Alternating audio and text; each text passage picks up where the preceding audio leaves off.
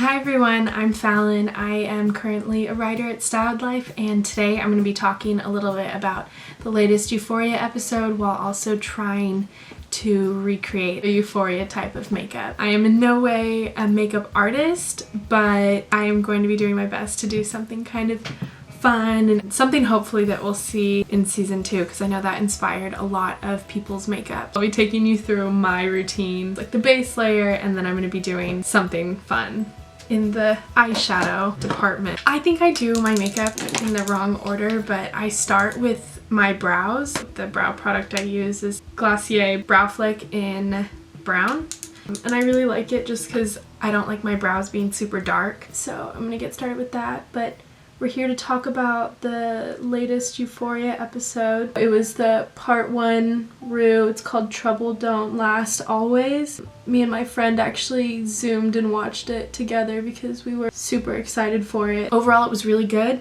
but I think no one expected it to be the way it was. So it opened up in kind of like a dreamlike state with Rue and Jules together, and in an apartment, and they seemed super happy. And Jules was pursuing her fashion career, and the whole thing just felt like it was too good to be true, and it basically was, because the beginning continued with Jules leaving to go to school and then Rue snorting coke, and then when she sat back up she was actually in the bathroom of the diner and she walked out to meet her sponsor Ali. So we obviously got our answer to if she joined Jules or not, or if that was something that was logical, and so that was really interesting. I definitely wasn't expecting it to open like that, and it kind of just made me feel sad about it. Personally, I'm glad that Rue didn't go with Jules, because I think it would have been really bad for her. But before we continue, oh wait, actually I need to prime. So I use a dewy face primer. I just do it because right now my skin's kind of dry. So yeah, but anyway, back to the episode. So basically the entire episode takes place in this diner, in the diner booth between Rue and her sponsor Ali.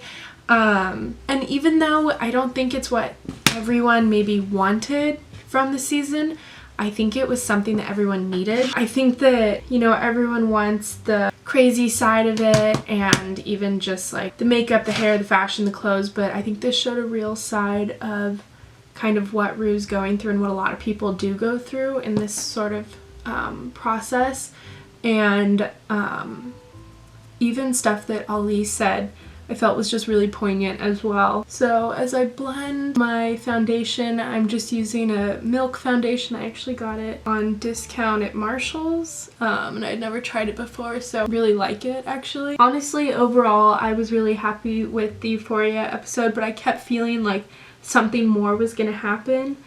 But overall, it kind of just discusses like the holidays and people maybe who don't have family to be with.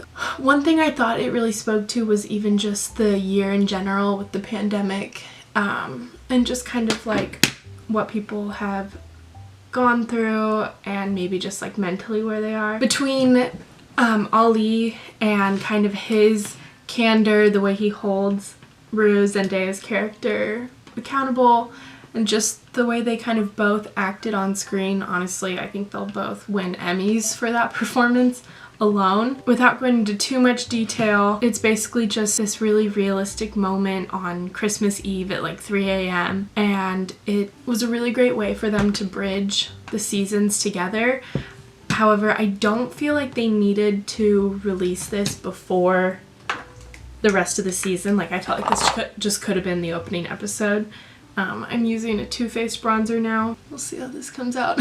Honestly, it was just really calm, and I think the overall tone of it was mature, even though, you know, she's supposed to be, I think, 17, and, you know, she's a struggling addict, struggling with heartbreak, and overall I think that they just captured a really sensitive and raw moment between the two, and I think that it played really well into the realisticness of the entire show, because I think sometimes people just get caught up in the drama of it and they feel like it might just be romanticizing all of the drama as well as all of their problems, when in reality these people don't want to have these problems anymore. And so I think that is really important that they did that, because I think sometimes shows can almost promote these types of behaviors. I'm using a lot of milk products today, but I got this for free for my birthday. So I'm gonna apply this, and it blends super well. I used to hate blush and now I love it. One thing I really noticed on Twitter after I was reading about the episode is that people were saying don't complain about the episode you got, because this is the episode that a lot of people that maybe you're not aware of needed. Them showing Rue trying to overcome this problem, as well as Ollie believing in her and someone being there for her, was just really important. I definitely want to highlight like my favorite parts of the last episode. But before I do that, I want to show you all the look that I was going to try and do. I'm not recreating a look of any character in specific. I'm just more trying to do something fun that maybe, you know, we might see in the new season. I wanted to try and do something, I don't know if you can see it, we'll definitely clip that in. Kind of like this green eyeshadow. I don't even have a dark green. I'm going to be using this NYX or NYX. I don't know. I'm not a beauty guru. I'm going to be using that color palette, and then also a really, really ugly color palette. It's disgrace to anyone who likes makeup, so I'm apologizing in advance. And I'm going to try and do a graphic eyeliner, of some sort on it. So I'm going to start out with the green. Back to Euphoria. Definitely one thing that I loved last season, besides the hair, the fashion, was the playlist, and I think that they're going to kill that yet again this season.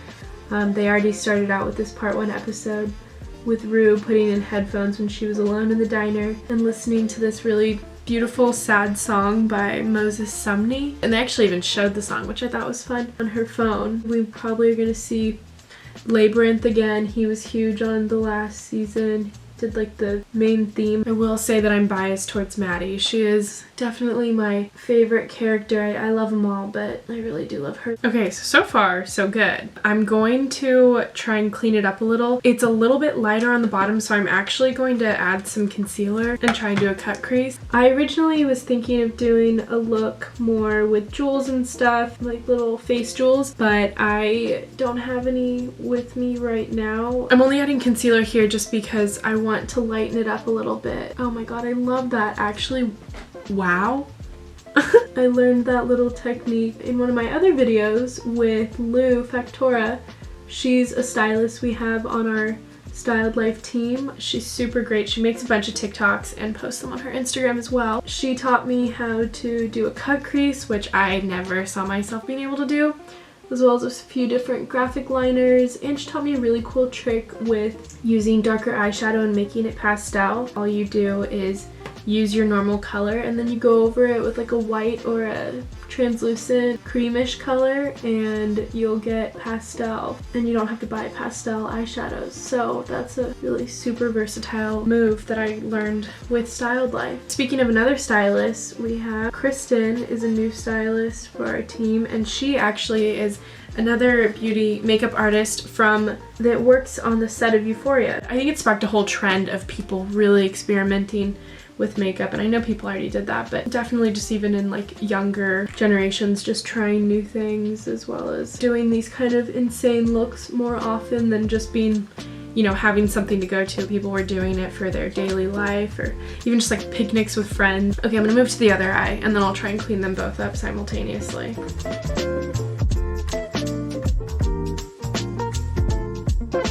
I don't know why my left side is always so much easier.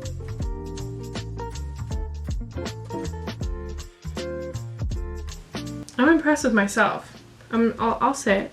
I am. I'm going to go in with like an eyebrow pencil. Well, it says angle concealer, but that's not what I'm using it for. The episode left off making you feel good and hopeful about what season 2 has to bring. You know, I don't know if I can say that I felt that way at the end of season 1, and I think that this just really set it up and gave people something to look forward to. I do know that they just announced that they're doing the part 2 January 24th, and I think that one's all about Jules, so it'll be really interesting to see if she kind of gets her own solo episode.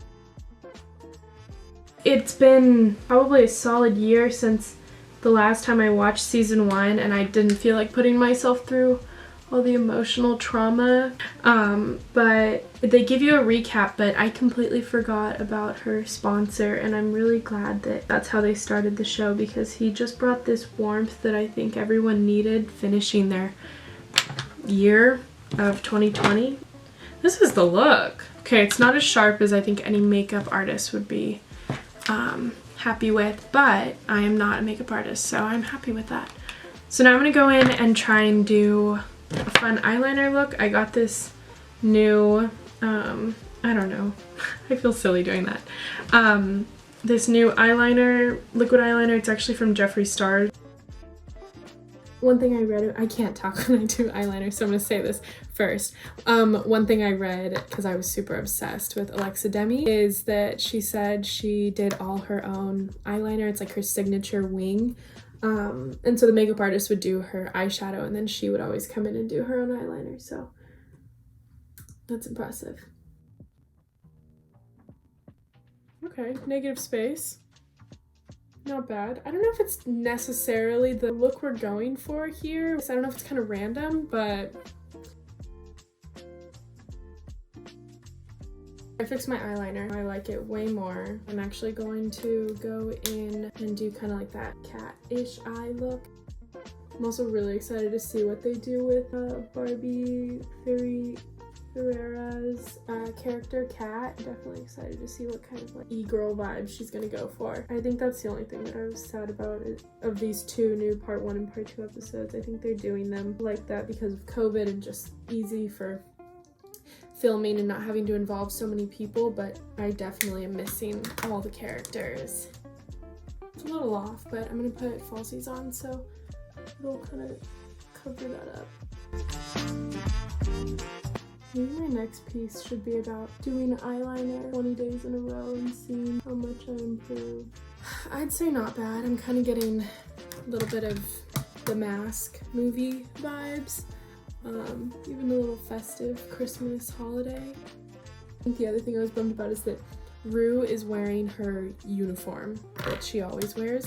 Her zip up and bare face of makeup, which she still looks stunning. Obviously Zendaya is gorgeous, but you know, no one had makeup, no one had outfits they were serving. There was no tease of any of it. I mean, maybe a little bit just with like in the very beginning of the episode, you know, they showed jewels, but she even wasn't wearing noticeable makeup or even like an outfit that was kind of out there. They did like show some of her fashion sketches, so that obviously goes to show that I think that will be a key part, which is really exciting. I'm gonna just go add a little bit of mascara because my eyelashes on the bottom side are green. I'll give $1 to every person that doesn't make a face or do that thing with their lips when they put on mascara.